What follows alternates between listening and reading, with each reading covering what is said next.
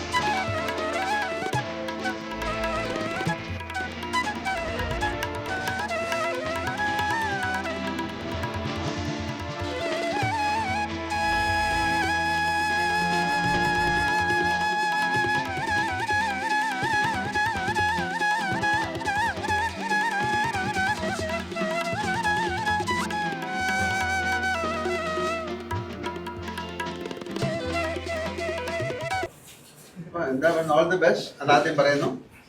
പിന്നെ ഇവരിനി ഇത് കഴിച്ചിട്ടല്ലേ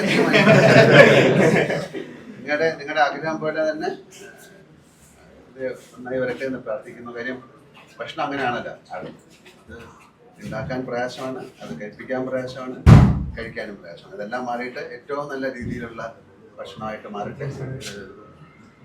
ഇവിടെ ഒരുപാട് സ്പെഷ്യാലിറ്റി ഡിഷസ് ഉണ്ടല്ലേ? അതെ അതെ. പുതിയ ടേസ്റ്റ് എറണാകുളത്തിന് ഉണ്ടാകട്ടെ.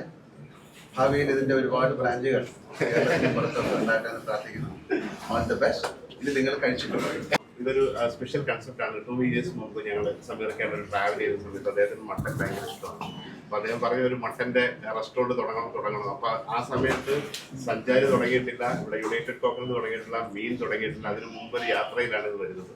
ആ ഒരു സമയത്ത് നമ്മൾ പോയി. അപ്പോൾ ഞാൻ ഇക്കടുത്ത് പറഞ്ഞു നമുക്ക് വെയിറ്റ് ചെയ്യും, നമുക്ക് നോക്കാം. അങ്ങനെ ഒരു ആരംഭി ഒക്കെ ചെയ്ത് അദ്ദേഹം കഴിഞ്ഞ 1 വർഷമായിട്ട് എവിടെയൊക്കെ രാജസ്ഥാനിൽ പോയി ട്രാവൽ ചെയ്ത് മട്ടൻ്റെ ഫാമിൽ പോയിട്ട് അതിൻ്റെ ഒരു പായം മുതൽ ബേജ വരെ, ബ്രെയിൻ വരെ ഓരോ റെസിപ്പി കിട്ടുമ്പോഴും അദ്ദേഹം ഒരു കഴിച്ച് ഇതൊക്കെയാണ് നമ്മുടെ മെനുവിൽ വേണ്ടത്. അങ്ങനെ ഞങ്ങളൊരു വലിയൊരു റെസ്റ്റോറൻറ്റ് ബാംഗ്ലൂരിലും ഫുൾ ഇന്ത്യയിലെ എല്ലാ റീജിയണൽ സ്ഥലത്തെയും ഓരോ മട്ടൻ ഡിഷും വെച്ചിട്ട് ചെയ്യണം. അപ്പം അത് ചെയ്യാണ്ട് ഇപ്പോൾ കൊച്ചിയിൽ വെച്ചിട്ട്